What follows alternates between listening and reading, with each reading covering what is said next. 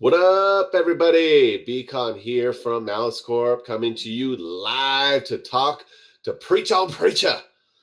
We are going to be talking about episode 3, season 2. Episode title is Damsels. So with me tonight is my normal preacher co-host with me, which is TheBigPapaMatt. Well, I thank you. I appreciate your intro there. I'm excited, dude. Episode 3 in the books, ready to go. Moving on. I'm 10 ready. more to go still. Woo! We still got a full 10 episodes. 13 episodes in the season. Thank you, AMC, for not giving us that nonsense of like 8 episodes. Yes, thank you so very much. And with us, she is all caught up and up to date and ready to join us is SuperWhovianFreak. All I gotta say is that's the longest it's ever taken me to get through one season of a show and catch up on the current season. Whew, life's been busy. Well, we are glad that you are here. It's always fun to have you. Wow, what an episode. This episode was pretty good. So BCON, you're my boy, dude, and I just gotta help you out. I love your preacher outfit here, but you gotta tuck that in the back a little bit there, dude. You're peeking out, your white collar's peeking out the little back. So I gotta make sure you're looking fly, dude. That's one of the rules of life, is you gotta look fly, snitches get stitches, and you never turn down free cake or trust a man in a ponytail. So, that's just one of those things. Or never trust a man with 2 first names either. That's a good one. It's never trust a man in a man bun. The ponytail's okay now. Man bun and ponytail are the same thing. It's the same thing. They are different, dude. Same thing, it's just styled different, okay? Yeah. Just because you want to have a hipster ponytail doesn't make it any less a ponytail. So. Well, that don't know where to go. And from Preacher, there. Season 2, Episode 3. What do you guys think? Segue. So starting it off, man, I love. This is macabre, but I love the hell scenes. Like my favorite episode from season 1 was the hell scene with Saint of Killers and seeing his experience of hell, and then we get Eugene's experience in hell. He looked creepy, dude. He looked creepy. It was just crazy to see that backstory, because if you remember from season 1. The story was that it was a murder-suicide attempt. Yes. Yeah, but it wasn't. No, it right. wasn't. It was a man in the friend zone getting desperate. And that's the problem, ladies and gentlemen.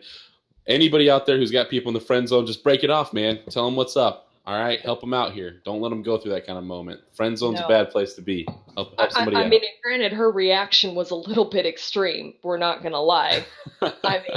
But she was already in that bad place and he, it was wrong timing all the way around. But, so that was a horrible. And then, what do you do in that point? What do you do? Your mind is going, and you've got the mom banging at the door thinking that you're taking advantage of her kid, and her kid is lying on the bed, and you just burned the suicide note. note that's going to absolve you of it. He's literally trying to put her brain back in, and that just doesn't work, people. That doesn't work. And it was horribly disgusting and very bloody. But it was very sad. And then you flash to him in hell, and he literally has, I don't even know. I mean, it looked like he ate an entire tube of Preparation H and his mouth just sucked in. That's what it looked like to me. And we got that kind of vision of hell, that hell is like this institution where everybody has a number. And just so for reference for everybody, Eugene's number is 3,767,211,725. So if that's the count of how many people are actually in hell, to be under 4 billion, not bad. Not too shabby, actually. It could be worse. Not as overcrowded as I thought it would be. Today I learned. Well, here's the thing with that, though, right? Is obviously, hell, not a great place to be in general. What I do have to say about this version of it, though, was, wow, that was brutal to have to watch that, first of all. And then second of all, how cool was it though? Just the shooting of that, like the lighting, Yes. the setup of that. I really loved the shadows on Eugene's face as he was walking through, and he looked almost skeleton like as the light was hitting him in different spots on there. It was very, very cool. Yeah, but you have to wonder, is he having the same thing happen? Where is he going to stage a jailbreak? I mean, clearly something's gone wrong with his visions that he's been having. It looked like they were starting to short circuit almost. I don't know. Yeah, maybe that was just me. That's just the cinematography of the show, which I think is just that epic look. Because we saw the same thing with the Saint of Killers. His experience of hell, if you remember, it like showed you the whole thing in regular time, and then it kept speeding it up because it's giving you that impression that they are reliving this moment in time over and over and over. But when it flashed back into hell, didn't it look like maybe like it was, or was just that the scene blending in together? Because it looked like it was like staticky and breaking up. And then she came in and was like, report, So I thought maybe that there was something going on, like maybe something wasn't going right in his punishments down in hell. Well, and that you may be onto something there, because we obviously didn't see that in the Saint of Killers scenario. I mean, we obviously saw the two angels come in, which was obviously different for him to experience. But hey, by the way, hello to Robert in the chat channel. Yeah, what's up, Robert? How you doing, man? Thanks for joining our mullet, rat tail, ponytail, man bun conversation we're having right now. So it's been interesting. We're getting some good feedback here on it, and we're hashing this out. I think what we need to do is, in our mission statement on the website, we need to lay down some laws about rat tails, mullets, ponytails, man buns. So. What's acceptable? What's not acceptable? What's never acceptable? So absolutely. It's kind of like the big mustache in comedy films with Ben Stiller. There's a limit, there's a way, and there's a how. So we're currently hashing it out with Robert. I appreciate the feedback. we're getting somewhere tonight. I don't know where it is, but we are getting somewhere. Absolutely. Preacher got to New Orleans, so Preacher and the gang got into New Orleans. Absolutely. The NOLA.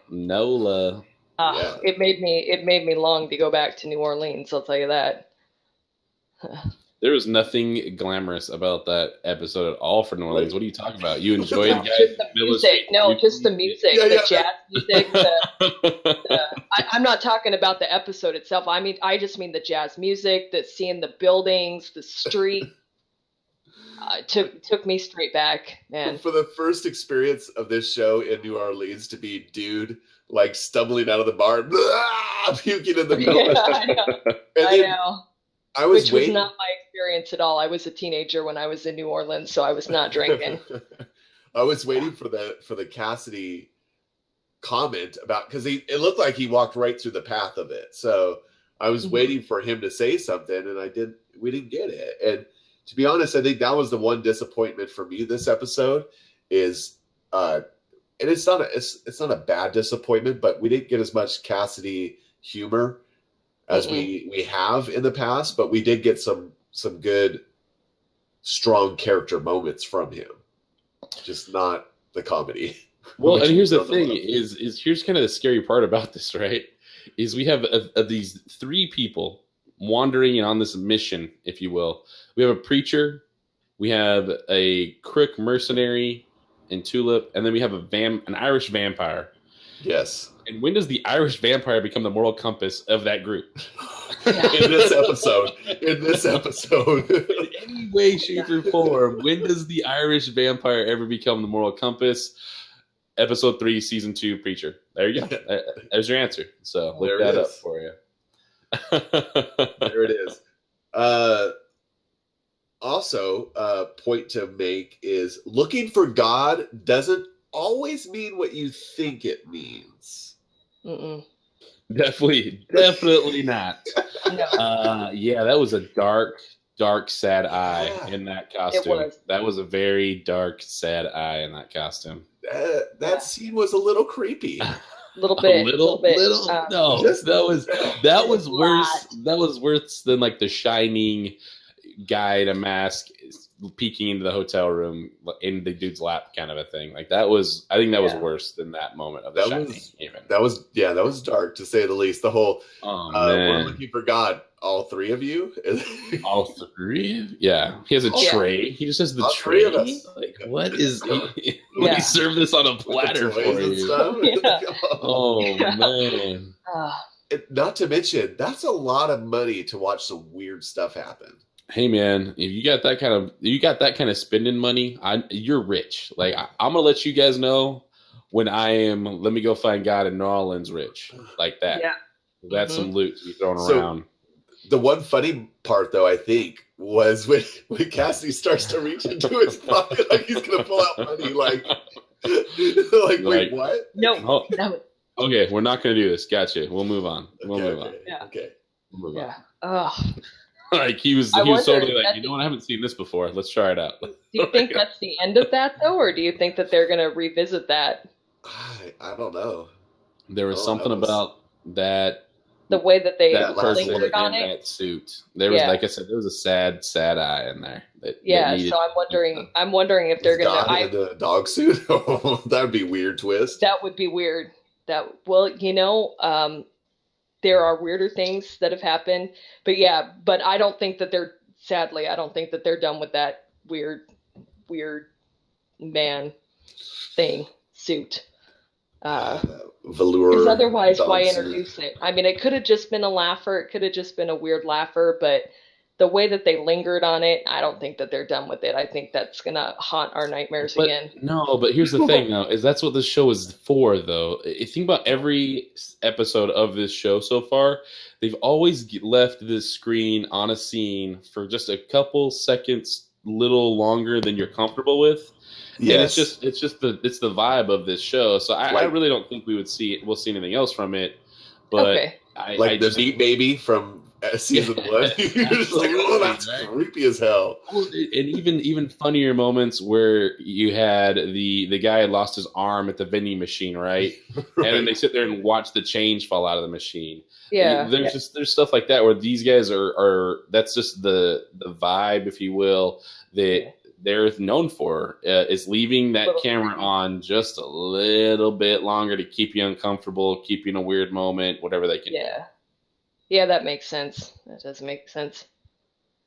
But we'll see. And you guys can call this back. Today is technically the 4th of July over here in Texas. So happy 4th, everybody. Hey. Happy 4th. And that's Happy Colonist Rebellion Day. Yeah. So 4th of July, next couple episodes, you guys can call back and Super Whovian can call me a jerk for knocking down her theory. It's all good. I'll let you hashtag it with something. You know it, and I know what you'll hashtag it as. Why didn't you believe me? That really. I love that you still have that sign. the original sign. It sits right here next to the computer. I've had so many people like, "What the hell is hashtag creams my cheese?" I was like, "Just follow along. You never know when to delete it. Like and subscribe, jerk." Which reminds me, if you like what's going on so far, hit that like button. Give us a like, give us a subscribe, drop some comments for us. We do this we're here every week, folks. We're here every week. We do a podcast every Friday. We do Preacher every Monday. And sometimes during the week, we stream video games and do other cool stuff as well. So definitely, if you're watching this right now, we appreciate it. Thanks for the support. So what other favorite moments from this episode, or things that just made you go WTF? Well, this is more of a broad for me, having binge watched and stuff. I'm noticing a shift from season 1 to 2. The fact that they are taking Preacher out on the road, the town is destroyed, everything's blown up. Are they going to be able to balance that? What they had going in season 1, the ideas of faith and forgiveness and wrestling with those greater issues, is that going to be prevalent here in season 2? Or is it going to be getting away from that? Are we no longer going to be having these issues of, should people be forgiven for the things that they do in life? Like Eugene, speaking of Eugene, right now everyone thinks it's a murder-suicide. It's not, it was a suicide, but let's say it was a murder-suicide. Is that something that someone like Eugene should be forgiven for here by the people on Earth? I don't know. So that was just something coming from a binge watch perspective. Oh, good. Good thought. What do you think, BigPapaMatt, to that question? Well, to the question of what my favorite moment was, or to what Sarah's proposing? Yeah, just kind of bouncing off of Super there. So here's my thing: is I personally, I think that we might be going a little too deep into it. I enjoy what this show puts up and what it puts out. I enjoy that what it is a dark comedy that really has some very interesting moral compass, issues, things like that really make you kind of question where it is.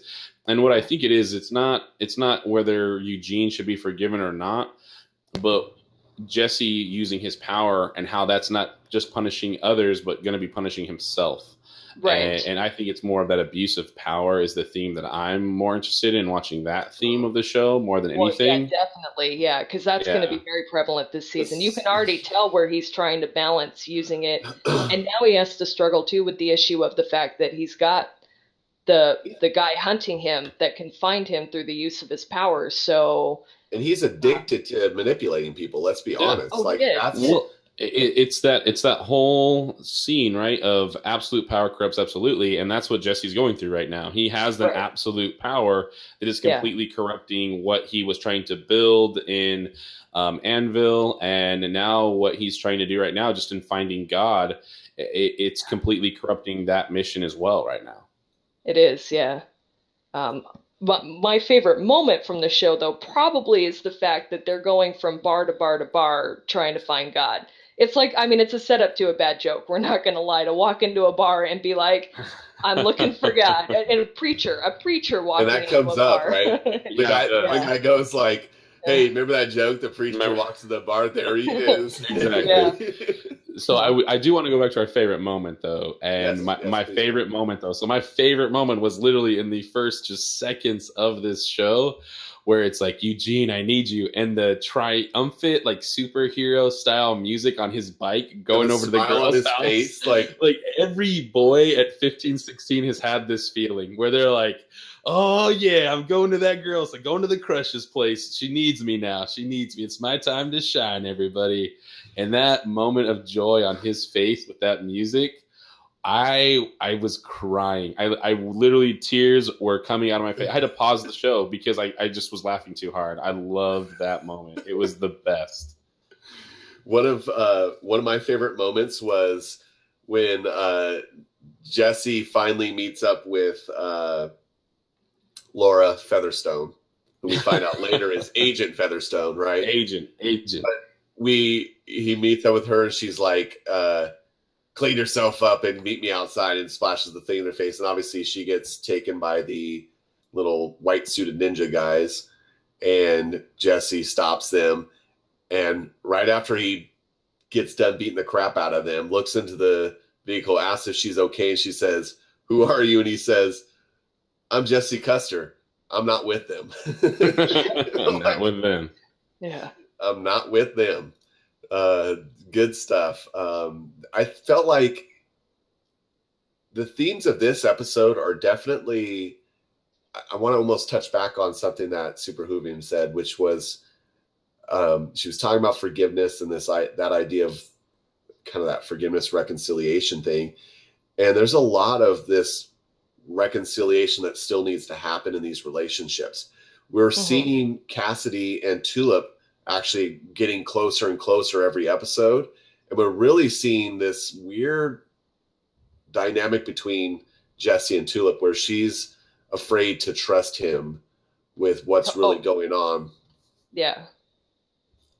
And why? Why is that? Is it she's trying to protect him? Is it she's trying to protect herself? Yeah. Is it she's just proud? You know, I'm not quite sure where that part's going yet. Well, it's definitely not herself. I mean, she's self-destructive. I mean, we saw it at the end of the episode where she's throwing quarters in the machine and all those guys roll up on her. Right. She's protecting them. And I think that's what that is more than anything. She's protecting Jesse. And I think that is her end goal, is protect Jesse hands down, no matter what it is. And it's protecting him from her mistakes and her actions with Cassidy, and then also her actions out there in that area with New Orleans as well, with that group of guys that rolled up on her at the end. Right. Yeah, and then how are these worlds gonna kind of combine now at this point? We've got the Grail, which is this underground kind of secret neo-religious faction that's trying to find God and do something, right? Right. And they're going to be using him, right? They're wanting to use him. And then we've got Victor and his group of gangsters, for lack of a better word, his posse. I don't know what we call them, but you got his faction now that's got Tulip. So we've got now where I think we're going to be coming into this episode where Jesse's going to have to make a decision about what's important. And we still have the Saint of Killers that we know is on his way to New Orleans. And Jesse's used the Genesis twice. So we know that. But was it twice or 3 times? But here's the thing with that, though, is it and this is where the hero conundrum comes in, right? The damned if you do, damned if you don't.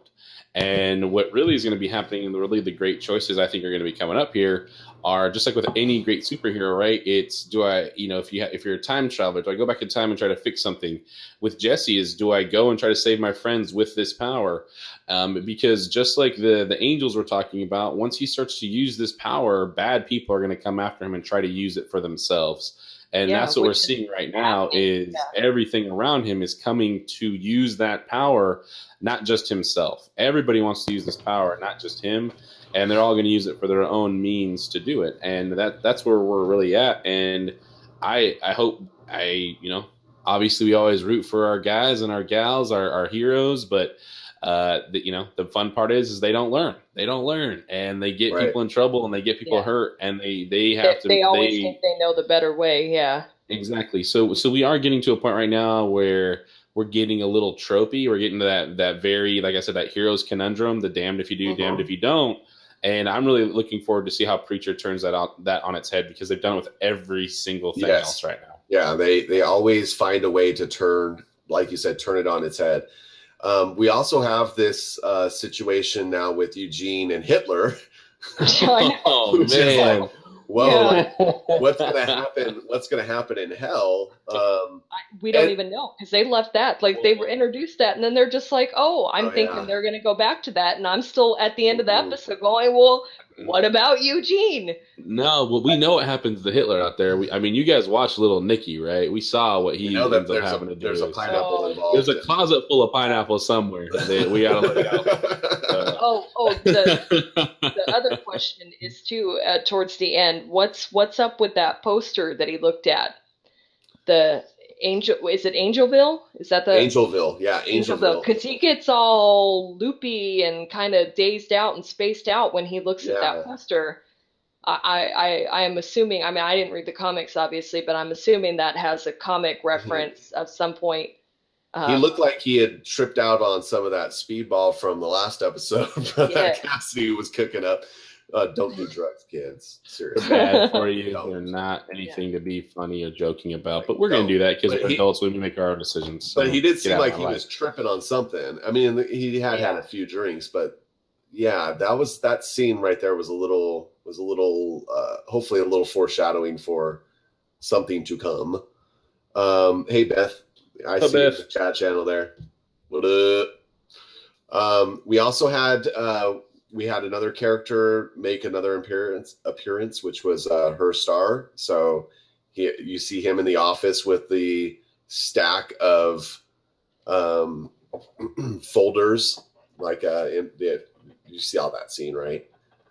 On his desk is the big old thick envelope full of information. Oh, yeah, so it had pig written on it. So I'm assuming that's referencing one of the upcoming episodes. Is there an episode upcoming called Pig? There might be. I'd have to check the page, but so we know that there's going to be more from that character, if you remember, we actually saw he made an appearance in season 1, exiting a movie theater after watching a snuff film. So remember when the envelope was handed to him. So he's made an appearance once, and he's a big player from the comic series. So more to come on what's his role, what's Agent Featherstone's role. Linked to Agent Featherstorm, I just want to give a shout out to one of our favorite actors in another TV show, Malcolm Barrett, made an appearance. He is Rufus, the pilot of the time ship from Timeless, and he was the driver for the van in this episode. So it was kind of cool to see him. I knew he was going to be in an upcoming episode. I just didn't know it was going to be this episode. Because when you texted me, you're like, who's driving the van? I had it paused for a second. And I thought I missed it in the earlier scene. So I'm watching it. I'm like, nobody's driving the van. They're all in hoods. What the heck are you talking about? And I was totally teasing. If I had just hit play from where I was at, it was literally the next scene. And I would have been like, oh, dude, yeah, there you go. But I saw him. They're all in hoods. Rufus. It's Rufus. Crocodiles. And then our fantastic producer of the show let us know that episode 7 of this season is called Pig. So that's coming up real quick. So in 4 short weeks, we will have that. So thank you, Jack. Plethora of information he is. I was like, I knew I'd seen that when I was looking at the upcoming episodes. You guys are such cooler nerds than me. I don't look at that kind of stuff. I just kind of let it happen. I'm just like, let's just wash over me. I'll absorb it on my own. I won't worry about what's to come. You can blame the Supernatural fandom for that one, because man, they post it all the time, and they're like, oh, this episode's called this. We think it's going to happen this. Oh, do you think that's going to reference this that happened 3 seasons ago? I think there's a tie in there. I think, I swear to God, they analyze every little detail, and it's bled into me. So now that this is my life of overanalyzation. Well, that's been 13 seasons of hard work. Yeah. So I'll bow. Like I said, I'm going to bow down to you on that. You're a much better nerd than I am. Because for me, I'm just like, let's let it happen. Let's see what comes out of it. I'll worry about it when it happens. We'll You're get like there. File folders on a table. That might mean something. Absolutely. Every time I get in a conversation with somebody, he's like, well, coming up, there's an episode named this. I'm just like, man, this is going to be a long conversation for you, because I don't know where we're going with this. I just got done with the episode last night. That's all I'm worried about. I just strap in and I go for the ride, okay? I'm just like, give me Cassidy jokes. All right. Yep. Give me cool moments with Saint of Killers, and I'm in. Oh, every time. I'm waiting. Every time there's great music pops up in this show, I know something awesome's going to happen. So that's where I perk up off my phone or my 3DS. I'm like, something cool is happening. What's going on? Yeah, it's absolutely one of my most favorite parts about this show and this series so far is just the amazing mix between cinematography and the music. And they do just an amazing job with the camera angles, the visuals that they give you. Like you mentioned before, Matt, just holding on to those extra moments for just a little bit longer. The music, everything that's involved just mix it together in this wonderful, beautiful, ugly, nasty mess of a show. And it's amazing. It's so good. I just feel like I need to wipe the blood off me every time we're done with an episode. I'm just like, something got massacred here, and I'm gonna just get that off of me. So one of the crazy moments. So here's the thing. So I talked about my favorite moment was the music with Eugene riding his bike to the girl's house. What was her name? I don't remember her name.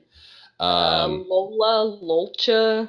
Yeah. Anyway, so we're going along, and then when he's actually in the room and he tries to make a move on her, so I'm super high on Eugene, and then I just my heart broke for the kid because she was just like, us, you and me, ew. I was like, that's cold. that was cold. The most cold-blooded thing I'd ever seen for a guy. And I'm not going to lie, I went from extreme happiness and high to extreme low really fast with this show. And it does it to me every single week. And it was great to be a part of that again.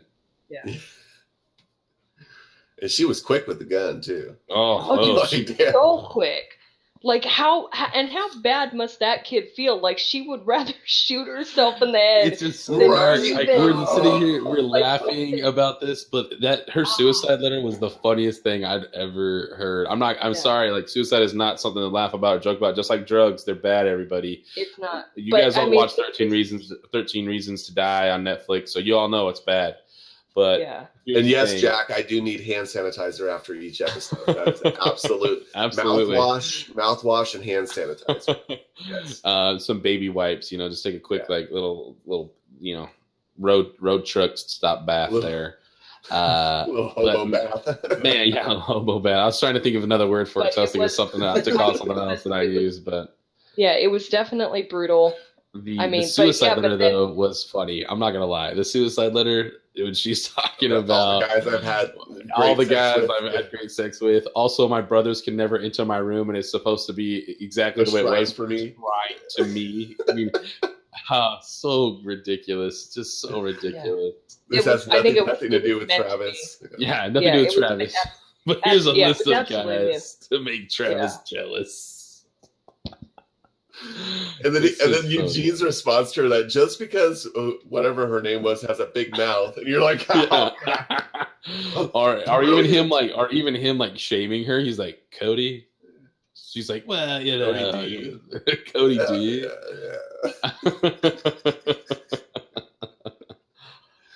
Yeah, just perfect. There's so much detail that goes in here, and I love even those really dark moments. They find ways to have humor with them. And I love just how dark this show is. And that's just really, it's what keeps me coming back every single week to this thing, man. I really do love it. And there's all kinds of great themes and deeper talks here, but just the just absolute excitement that this show brings is phenomenal. And it's very rare nowadays because everybody needs a story. Everybody needs a theme. And this, at any level, you can enjoy this show on, at any level you want it to be on. Yeah, totally agree. So we do have a lot to look forward to. I think so. Next week. It tends to leave, a lot of the times, it tends to leave every episode on a bit of a cliffhanger. And again, this was another cliffhanger. So. Yeah, I just love the characters that they're introducing. They're giving us a little bit more each week. And yet they're just keeping the foot on the pedal when it comes to the action scenes and the drama that comes with this show. And they are just full throttle.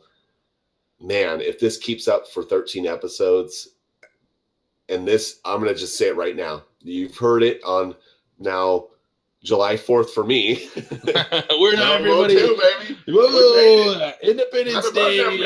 You know how I Independence Day hard? I talk about Preacher episodes. That's how I. Right. That's what I do. That's how I celebrate. I celebrate freedom hard. And then I wake up in the morning. I cook like 100 hot dogs. Yeah, exactly. I watch Independence Day. I watch Cody Chestnut. Known to man. Man, y'all need to come to California. We're doing freaking tri-tip. We've got ribs. We got salmon. We got duck. That's a good time. That's a good time. We do it right in the OC. Damn. Whoa. Sorry to interrupt, OC, Orange County. For anybody that doesn't know the Orange County OC, it's for bougie people like Sarah, our SuperWhovian here. So. If you could see my house right now, y'all would not think bourgeois would be the last thing. You would just be like, oh my God, where's the pot? That's all I got to say. Because that's what this neighborhood looks like. Drugs are bad. She's talking about her crock pot, everybody. She's a big fan of But to be honest, that's how most of Hey, I have a chicken crock pot. Don't you knock my crock pot. That thing will freaking hold like 8 pounds of meat. There you go. Nice. That's how you get some good pork shoulder. Exactly. So, with that, we do wish you all a wonderful and safe 4th of July. If you're planning on using them fireworks, please use them responsibly, okay? come back with all your digits next week, please. Yeah, and we will post in the comment in the right there in the information right below all the information on how you can follow us, website, Twitter handles, all that good stuff.